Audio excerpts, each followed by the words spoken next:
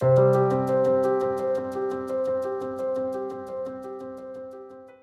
குட்டீஸ், வணக்கம் and welcome back to சின்னஞ்சிறு கிளியே. உங்க எல்லாரையும் இன்னைக்கு சந்திக்கிறதுல ரொம்ப எக்ஸைட்டடா நான் இருக்கேன். இன்னைக்கு நம்ம நிகழ்ச்சியில உங்களுக்காகவே ஸ்பெசிஃபிக்கா செய்யப்பட்ட நிறைய இன்ட்ரெஸ்டிங்கான விஷயங்கள் நம்ம கிட்ட இருக்கு. ஆனா அது எல்லாத்துக்கும் போறதுக்கு முன்னாடி நம்ம வழக்கமா பண்ற ஒரு டங் ட்விஸ்டரை இன்னைக்கு நம்ம பிராக்டிஸ் பண்ணலாமா? ஓடுற நரியில ஒரு நரி கிழநரி, கிழநரி முதுகுல ஒரு முடி நரமுடி. இன்னொரு தடவை நான் சொல்றேன். ஓடுற நரியில ஒரு நரி கிழநரி, கிழநரி முதுகுல ஒரு முடி நரமுடி. இப்போ ஃபாஸ்டா சொல்லி பிராக்டிஸ் பண்ணலாமா? ஓடுற நரியில ஒரு நரி கிழநரி, கிழநரி முதுகுல ஒரு முடி நரமுடி. ஓடுற நரியில ஒரு நரி கிழநரி, கிழநரி முதுகுல ஒரு முடி நரமுடி. எஸ், பிராக்டிஸ் பண்ணுங்க.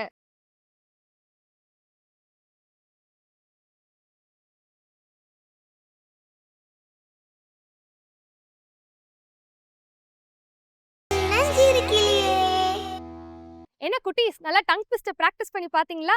இன்னைக்கு நம்ம நிகழ்ச்சியோட முதல் செக்மெண்டான சுரம் கற்றல்ல நம்ம கத்துக்க போற பாடல் திருப்புகழ்ல இருந்து எடுக்கப்பட்ட அற்புதமான நீலங்கோல். இதை சொல்லி கொடுக்கறதுக்காக இருக்காங்க நம்மளுடைய பாடல் ஆசிரியர் கல்பலதிகா அவர்கள். வாங்க போய் கத்துக்கிட்டு வந்துடலாம். சுரம் கற்றல்.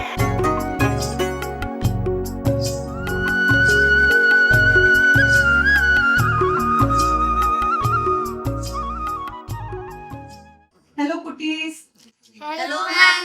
எப்படி இருக்கீங்க எல்லாரும்? நல்லா இருக்கும். போன வாரம் ஒரு கணபதி பாட்டு பார்த்தோம். இந்த வாரம் இன்னொரு பாட்டு பார்க்கலாமா? ஒரு திருப்புகழ் பார்க்க போறோம், சரியா? இந்த திருப்புகழ் திருப்புகழை இயற்றியவர் யாருன்னு தெரியுமா? யாரு? அருணகிரிநாதர். Very good. அருணகிரிநாதர் திருப்புகழ் ஒண்ணு பார்க்க போறோம். இது ஜோன்புரி ராகத்துல அமைஞ்சிருக்கு, ஆதி தாளத்துல அமைஞ்சிருக்கு, சரியா?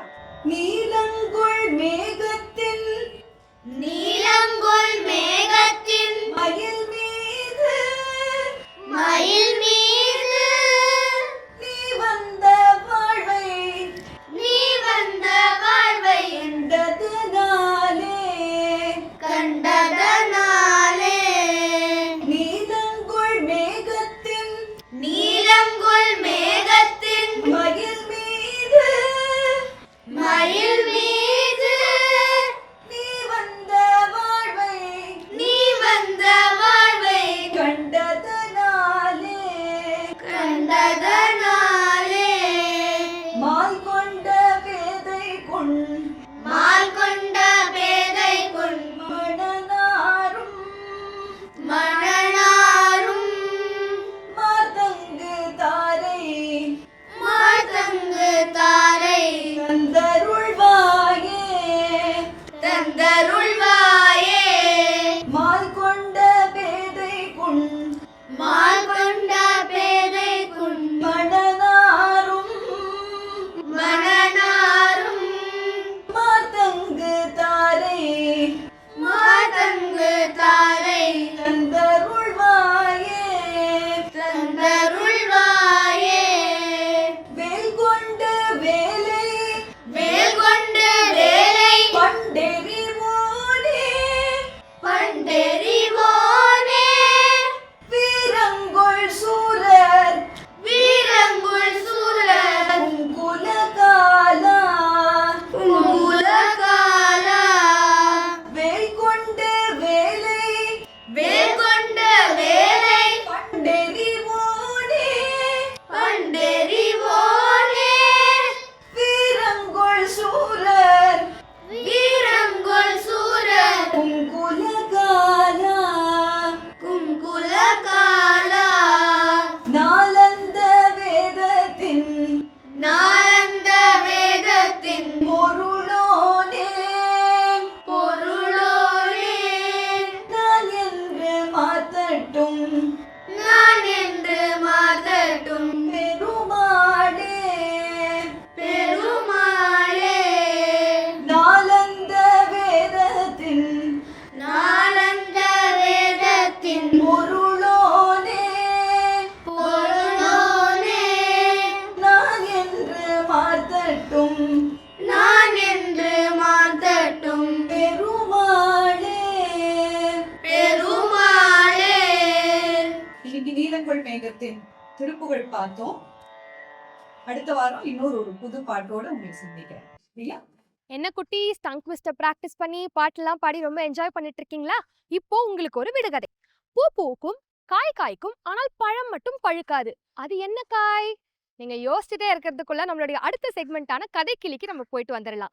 இன்னைக்கு நம்ம திருக்குறள்ல இருக்கக்கூடிய பெருமை அதிகாரத்துல இருந்து நம்மளுடைய கதை ஆசிரியர் முனைவர் சாந்தகுமாரி சிவகடாட்சம் அவர்கள் சொல்ல இருக்கக்கூடிய ஒரு இன்ட்ரெஸ்டிங்கான கதையை வாங்க போய் கேட்டுட்டு வரலாம். கதைக்கிளி.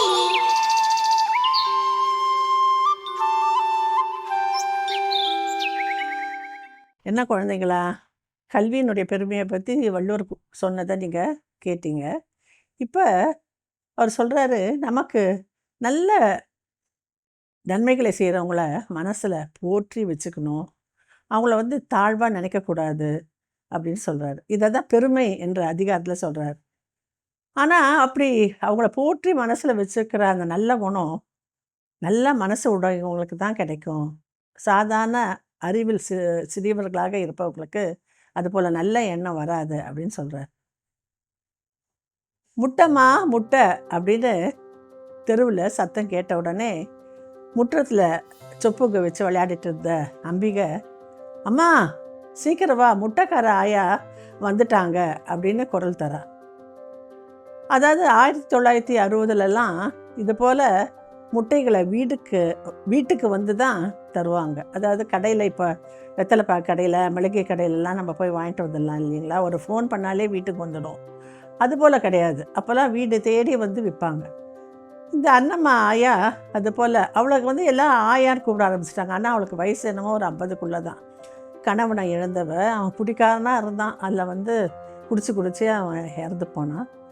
அண்ணம்மாவுக்கு 2 பொம்பளை பிள்ளைங்க. அவங்கள நல்லபடியாக படிக்க வச்சு நல்ல உயர்ந்த நிலைக்கு கொண்டு வரணும் அப்படின்னு நினைக்கிறா.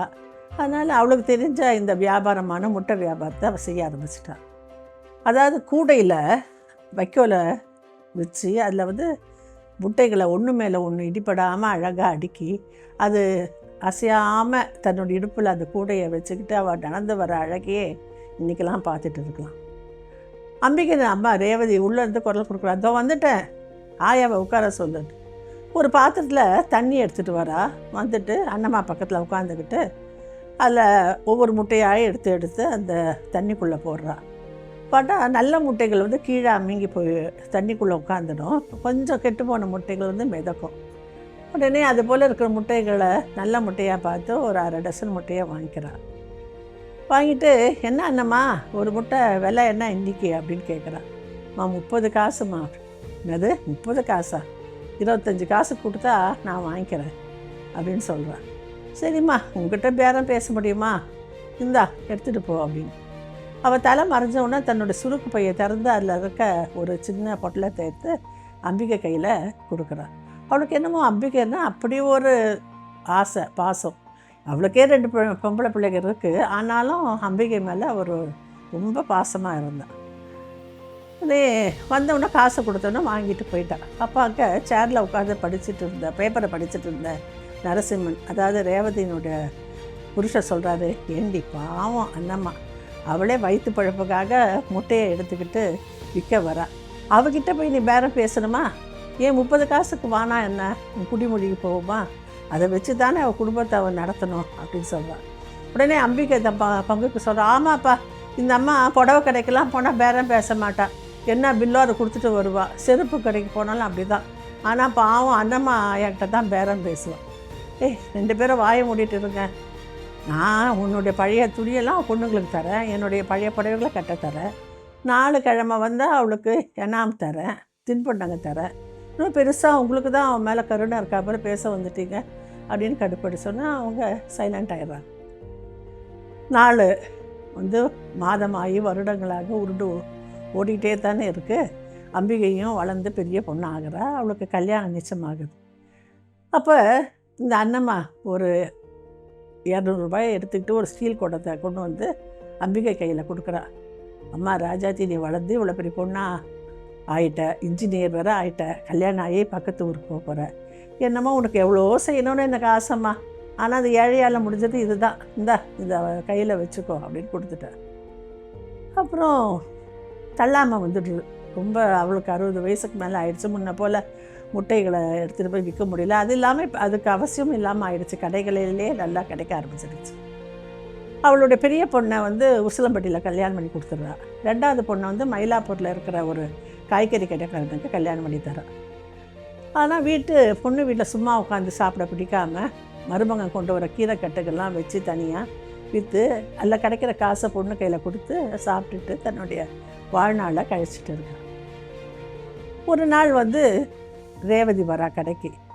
அம்மா, நான் கேள்விப்பட்டேனம்மா, அதாவது உங்களுடைய பொண்ணு அதான் நம்ம அம்பிகை வந்து பிரசவத்துக்கு வீட்டுக்கு வருதாமே, எப்போம்மா பிரசவம் அப்படின்னு ஆசையாக கேட்குறா அண்ணம்மா. வரா. ஏம்மா ஒரு மாதிரி ரொம்ப சோகமாக இருக்கீங்க? இல்லைம்மா, பிரசவம் ஆனால் அந்த சின்ன குழந்தைய குளிப்பாட்டெல்லாம் எனக்கு தெரியாது. அம்பிகையே எங்கள் அம்மா வளர்த்து கொடுத்துட்டா. எனக்கு பயமாக இருக்குமா, பச்சை குழந்தைய வந்து எப்படி குளிப்பாட்டுறது அதெல்லாம் எனக்கு தெரியவே இல்லை. அட, இதுக்கா கவலைப்படுற? நான் வந்து குளிப்பாட்டு தரேன். என் செல்லம் பெற்ற பிள்ளைய வந்து நான் வந்து அப்படியே கை விட்டுருவேனா? நீ தான் கீரை வியாபாரம் செய்கிறியா, நீ எப்படி வருவ? அது 12 மணிக்கெலாம் முடிஞ்சிடும்மா, நான் வந்து அந்த வேலையை செய்கிறேன். சொன்னபடி வந்துட்டா. குழந்தை பிறந்தவுடனே தினந்தோறும் வந்து அந்த குழந்தைய குளிப்பாட்டுறது, சீராட்டுறது, என் ராஜாவே செல்லமேன்னு கொஞ்சம் அந்த குழந்தைக்கு வேண்டியதெல்லாம் இது செஞ்சு கொடுத்தா. அப்படியே 5 மாதம் ஓடிடுச்சு. மறுநாள் வந்து அம்பிகை கிளம்பி தன்னுடைய மாமியார் வீட்டுக்கு போக போகிறா குழந்தையோட. அப்போ நரசிம்மன் சொல்கிறார், அப்பாடா 5 மாதமாக வந்து அவள் அண்ணம்மா இவ்வளோ குழந்தைய பார்த்தாளே, அவளுக்கு ஒரு பட்டு புடவையும் ஒரு ரவிக்கை துண்டும் வச்சு ஒரு 5000 ரூபாய் வச்சு பழங்கள்லாம் அவளுக்கு தட்டில் வச்சு அவளுக்கு மரியாதை பண்ணணும் அப்படின்னு சொல்கிறார். உடனே அங்கேருந்து பாஞ்சு வந்துட்டா ரேவதி. அடாடா, நானா அவளை கூப்பிட்டேன், அவளாக வந்தா 5000 ரூபாய் பட்டு புடவையா? அதெல்லாம் வேணாம், ஒரு 2000 ரூபாய் கொடுத்தா போதும், அதை எடுத்துகிட்டு அவள் போவா, சும்மா அவள் பெருசாக பேசாதீங்க. உடனே அம்பிகைக்கு ரொம்ப கோவம் வந்துடுச்சு. சே அம்மா, எப்போ நீ இப்படி அல்ப புத்தி தான். அதுவும் அண்ணம்மா விஷயத்தில் நீ ஏன் இப்படி இருக்கன்னே தெரியல. அவள் எவ்வளோ பாசமாக என் பிள்ளைக்கு செஞ்சா. நீ ஒன்றும் தர வேணாம், நான் ஆயாவுக்கு கொடுத்துக்குறேன் அப்படின்னு சொல்லிட்டு மறுநாள் வரா. வழக்கம் போல் அண்ணம்மா குழந்தைய குளிப்பாட்ட. அட ராஜா கண்ணு, உங்கள் பாட்டி வீட்டுக்கு போறியா? இந்த பாட்டியை மறக்க மாட்டேன்ல ராஜா அப்படின்னு கொஞ்சதா. அது தான் பிஞ்சு கையை அவளுடைய கன்னத்தில் வருடி கொடுக்குது. அப்புறம் குளிக்க ஊற்றி எல்லாம் பண்ணி கொண்டு வந்து அம்பிகை கையில் கொடுத்துட்டு, நான் போயிட்டு வரவா? இல்லை இருமா அப்படின்னு அவள் சொல்கிறா. இது வந்து ஒரு தட்டில் எடுத்துகிட்டு வந்து அவள் வாங்கி வச்சிருந்த பட்டு புடவை, அந்த ஒரு ரவிக்கு துண்டு, 5000 ரூபாய் பணத்தை வச்சு, ஐயா உனக்காக தான், நீ செஞ்சதுக்கு எவ்வளோ நன்றி சொன்னாலும் பத்தாது, ஏதோ இதை நீ மறுக்காமல் வாங்கிக்கணும். என்னது, இதை போய் எனக்கு தெரியா? என் பேர பிள்ளைக்கு செஞ்சால் நான் பணம் வாங்குவேன்னா? உன் குழந்தை என் பேர பிள்ளை இல்லையா? அதெல்லாம் வேணாம், எனக்கு ஒன்றுமே வேண்டாம். இல்லை ஐயா, நீ எதனா வாங்கிக்கோ, அப்போ தான் என் மனசு எனக்கு சந்தோஷமாகும். சரி கண்ணு, நீ சொல்கிறியேன்னு இந்த ஒரு ரவிக்க துண்டை மட்டும் எடுத்துக்கிறேன் அப்படின்னு சொல்லிவிட்டு ஒரு ரவிக்க துண்டை எடுத்துக்கிறான். பிறகு தயங்கி நிற்கிறா. ஏன் என்ன ஐயா, இருமா அப்படின்னு தன்னுடைய சுருக்கு பையை திறந்து 2 பொட்டலங்களை எடுத்து அவன் கையில் தரா. ஏதோ என்னால் முடிஞ்சது. அம்பிகை ஆவலோட ஒரு பொட்டலத்தை பிரித்தா அதில் வந்து கமர்கட்டு மிட்டாய் இருக்குது. அவளுக்கு வந்து ஆயா அப்படின்னு சிரிக்கிறான். அப்புறம் அடுத்த பொட்டலத்தை திறந்து பார்த்தா அதில் வெள்ளி தண்டை கொலுசு 2 இருக்குது. ஐயா இதெல்லாம் எதுக்கு ஐயா? அம்மா நான் ஏழை, தங்கத்திலே செய்யணும்னு நினைக்கிறேன், ஆனால் முடியல, மறுக்காமல் வாங்கிக்கம்மா அப்படின்னு சொன்ன உடனே அம்பிகைக்கு உணர்ச்சி மிகுந்து அவள் என்ன பண்ணுறா, அப்படியே ஆயான்னு அவள் காலில் விழுந்து என்னை ஆசீர்வாதம் பண்ணின்னு காலை கட்டிக்கிறாள். பின்னால் நின்றுட்டு இருந்த ரேவதி முணுமுணுக்கிறான். ஆமாம், கொஞ்சம் கூட தராதரம் தெரியாமல் அவள் காலில் போய் விழுது பாரு அப்படின்னு அவள் வாய் முணுமுணுக்குது. தராதரம் தெரியாதவ ரேவதி தான். அவள் ரொம்ப குறுகிய மனசுக்காரி. இவ்வளோ பரந்த மனசு, அன்பு நிறைஞ்ச அண்ணம்மா மனசையும் புரிஞ்சிக்கல, அவளையும் புரிஞ்சிக்கல. இதை தான் திருவள்ளுவர் சொல்கிறாரு, சிறியார் உணர்ச்சியுள் இல்லை, பெரியாரை பேணிக்கொள்வோம் என்னும் நோக்கு. பெரியோரை போற்றி ஏற்றுக்கொள்ளும் நோக்கம் அறிவில் சிறியோரின் மனத்துக்குள் இருக்காது. ஆஹா, ரொம்ப அழகான அருமையான கதையை நம்ம எல்லாரும் கேட்டு ரசிச்சோம். நான் இதுக்கு முன்னாடி கேட்ட அந்த ஒரு கொஸ்டினோட ஆன்சர் என்னன்னு எல்லாரும் யோசிச்சிங்களா? அதாவது பூ பூக்கும், காய் காய்க்கும், ஆனா பழம் மட்டும் பழுக்காது. அதுதான் தேங்காய். இதே எக்ஸைட்மெண்ட்டோட நம்ம எல்லாருக்கும் ஃபேவரட்டான அடுத்த செக்மெண்ட் அச்சமில்லை அச்சமில்லை. இதுல இன்னைக்கு நம்ம கத்துக்க போற தற்காப்பு கலை சிலம்பம். அதோட பேசிக்ஸ் நம்ம ஏற்கனவே கத்துக்கிட்ட மாதிரி இன்னும் அடிஷ்னலா எக்ஸ்ட்ரா எக்ஸசைஸ் நமக்கு சொல்லி கொடுக்கறதுக்காக இருக்காரு நம்மளுடைய ஃபேவரட்டான பவர் பாண்டியன் மாஸ்டர் அவர்கள். வாங்க போய் கத்துக்கலாம். அச்சமில்லை அச்சமில்லை.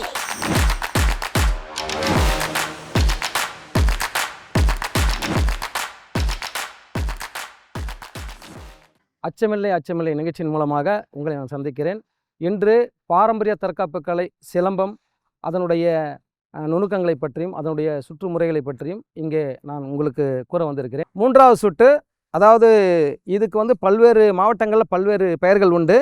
இது பேர் வந்து பகர் சுற்று என்று பெயர். அதாவது வட தமிழகத்தில் வந்து இது பேர் வந்து பகர் சுற்று. தென் மாவட்டங்களில் புகழ் என்று இந்த சுற்றை அழைக்கிறார்கள். இது வந்து ஒரு தமிழ் வார்த்தையில் இந்த சுற்றுக்கான பெயர் வந்து கம்கூடு என்று பெயர். இதுக்கு வந்து கம்கூடு, வலது கம்கூடுன்னு பெயர். ஏன்னா வலதுபுறமாக செய்கிறதுனால வலது கம்கூடுன்னு பெயர். இந்த வலது கம்கூடு இப்போது மாணவர்கள் செய்வார்கள். 3வது சுற்று பகர் சுற்று. ஸ்டார்ட்.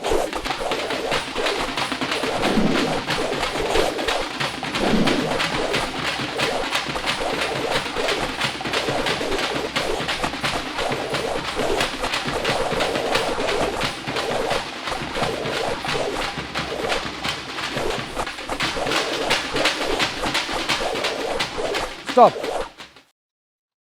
இப்போ இந்த முறை வந்து பார்த்தீங்கன்னா வலது பக்கத்தில் நம்முடைய தோள்பட்டைக்கு உள்ளே செய்கிற அந்த சுற்று பேர் பகர் சுற்றுன்னு பேர். இந்த பகர் சுற்று நாம் முதல்ல சொன்னதான் தென் மாவட்டங்களில் புகழ் அப்படின்னு சொல்லக்கூடிய சுற்றும் இதுதான். ஏன்னா மாவட்டந்தோறும் பேர்கள், ஆனால் ஒரு தமிழ் வார்த்தையில் இதுக்கு பேர் வலது கம்கூடு, வலது பக்கம் செய்கிறதுனால. இப்பொழுது வந்து 4வது சுற்றாக நாம் பயிற்சியில் வந்து நாம் மாணவர்கள் செய்ய இருக்கிற சுற்று வந்து தலைவாரல். இது தலைக்கு மேலிருந்து முன்னும் பின்னும் சுற்றுவதனால இது பேர் தலைவாரல். இது வாரல் வகையை சேர்ந்ததுனால வாரல். ரொட்டேஷன், தலைவாரல். ஸ்டார்ட்.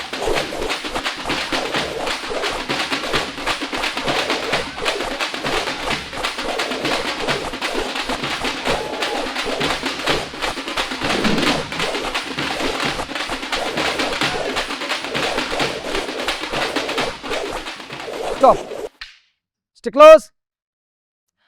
இப்போ நீங்கள் வந்து 4 சுற்றுகள் இங்கே பார்த்துருக்கீங்க. இந்த 4 சுற்றுக்களும் வந்து இரட்டை கைப்பிடியில் வந்து ஒரு முக்கியமான சுற்றுக்கள், வாரல் முறைகள் சொல்லியிருக்கோம்.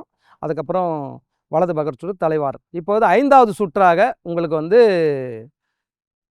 வலது பகர் சுற்று, இடது பகர் சுற்று. இந்த வலது பகர் சுற்று, இடது பகர் சுற்று என்பது இப்போ வலது பக்கம் நம்ம செய்கிற மாதிரியே இடது பக்கம் அந்த கைகளை மாற்றி இந்த தோள்பட்டைக்கு உள்ளே அடக்கி செய்கிறது. இந்த இடது பகர் சுற்று அப்படின்றது 2 வந்து நான் முதல்ல சொல்லியிருக்கேன். தென் மாவட்டங்களில் இதுக்கு பேர் வந்து புகழ் அப்படின்னு சொல்லுவாங்க. மொத்தமாக இதை பார்த்தீங்கன்னா ஒரு தமிழில் சுத்தமாக சொல்லணும் அப்படின்னா கம்கூடு. அப்போ வலது கம்கூடு, இடது கம்கூடு. இப்போ நாம் வட மாவட்டங்கள், வட தமிழகத்தில் வந்து இதற்கு பேர் வந்து பகர் சுற்று என்று இப்போ புழக்கத்தில் இருக்குது. 5வது சுற்று வலது பகர் சுற்று, இடது பகர் சுற்று. ஸ்டார்ட்.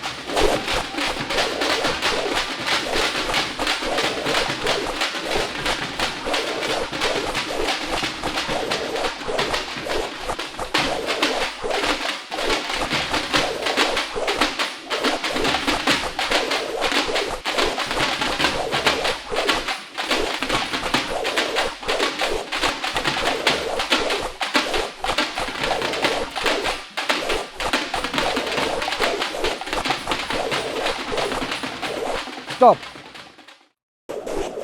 இப்போ நீங்கள் பார்த்தீங்க 5வது சுற்றா வந்து நம்ம வந்து 2 கையில் பிடிச்சி சுற்றுல வலது பகரும் இடது பகரும் சேர்த்து செய்யணும். வலது பகர் சுற்று, இடது பகர் சுற்று. இப்போ இரட்டை கைப்பிடியில் வந்து இந்த நிலையில் நின்று சுற்றுகிற சுற்றுகள் இவை அத்தனையும் இருந்தாலும் இப்போ வந்து முன்னும் பின்னும் நகர்ந்து மூமெண்ட்டு, அசைவுகள், அதாவது முன்னோக்கிய சுவடு, பின்னோக்கிய சுவடு அப்படின்னு சொல்லிட்டு பல்வேறு வகையான சுற்றுகள் இருக்குது. அதை நிலையில் நின்று சுற்றுவதற்கான சில சுற்றுக்கள் வந்து இப்போ நம்ம செஞ்சு காட்டியிருக்கோம். சிலம்பம் பயிற்சியிலேருந்து வெல்கம் பேக் குட்டீஸ். இதே எனர்ஜி அண்ட் எக்ஸைட்மெண்ட்டோட நம்மளுடைய அடுத்த செக்மெண்ட்டான நன்னெறிக்கு போகிறதுக்கு முன்னாடி உங்கள் எல்லாருக்கும் ஒரு விடுகதை. ஒட்டிக்கொள்வான் ஆனாலும் வெட்டிக்கொள்வான், அவன் யார்? சின்னஞ்சிறு கிளியே இடவிலக்கு பின்தொடரும். சின்னஞ்சிறு கிளியே தொடர்கிறது. உங்க எல்லாருக்கும் ஒரு விடுகதை. ஒட்டிக்கொள்வான் ஆனாலும் வெட்டிக்கொள்வான், அவன் யார்? யோசிச்சுக்கிட்டே இருங்க. அதுக்குள்ள நம்ம நன்னெறி செக்மெண்ட்ல இன்னைக்கு நம்ம பார்க்க போற தலைப்பு ரெஸ்ட் ரூம் நீட்னஸ். அதாவது நம்ம கூட சுத்தி இருக்க ஹைஜீன் எவ்வளவு முக்கியம் அப்படிங்கறத பத்தி ஹைலைட் பண்ணி இன்னைக்கு ஒரு வண்டர்ஃபுல்லான பெர்ஃபார்மன்ஸ் நம்ம பார்க்க போறோம். வாங்க பார்த்துட்டு வந்துடலாம்.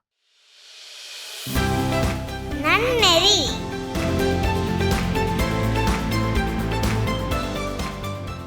ஹே இலா, நீ என்ன வாஷ்ரூம்ல சுனாமியா கிரியேட் பண்ணிட்டு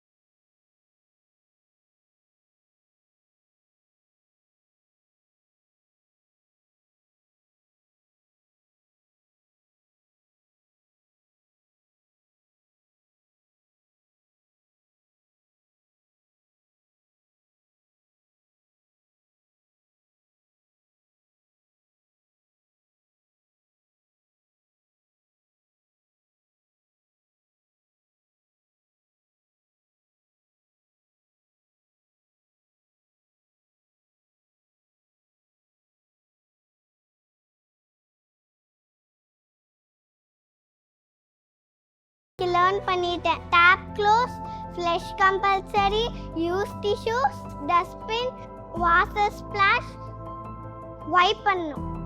சூப்பர். நம்ம 2 பேரும் சேர்ந்து ஒரு rest room neatness squad form பண்ணலாமா? சூப்பர்டா. நம்ம டீமுக்கு மெம்பர்ஸ் சேர்க்கலாம் வா. ஷூர். ரூல் நம்பர் 1, நம்ம யூஸ் பண்ண வாஷ்ரூமை அது நம்ம தான் க்ளீனாக வச்சுட்டு வரணும். ரூல் நம்பர் 2, நல்லா சோப் போட்டு கை கழுவிட்டு வரணும் after use. Rule number 3, water டேப்பை ஆஃப்டர் யூஸ் நம்ம க்ளோஸ் பண்ணணும் டைட்டாக. நான் ரூல் நம்பர் 4 ஆட் பண்ணுறேன். No water fight inside the washroom. நம்ம இதை பற்றி எல்லா கிளாஸ்கிட்டையும் அவேர்னஸ் க்ரியேட் பண்ணுற மாதிரி colourful charts, drawings, interesting slogans ஒட்டிட்டு வரலாமா? நான் காட்டும் ஜம்ப்ஸ் எல்லாம் சார்ட்டில் ஒட்டி கொண்டு வரேன். Perfect. Final slogan, NEET rest room, happy place. Lila is clean queen. Ilan is a hygienic hero. Restroom neatness is everyone's responsibility. Leave it as clean as you want to find it. என்ன குட்டீஸ், rest room maintenance எவ்வளோ important இன்னைக்கு தெரிஞ்சுக்கிட்டீங்களா?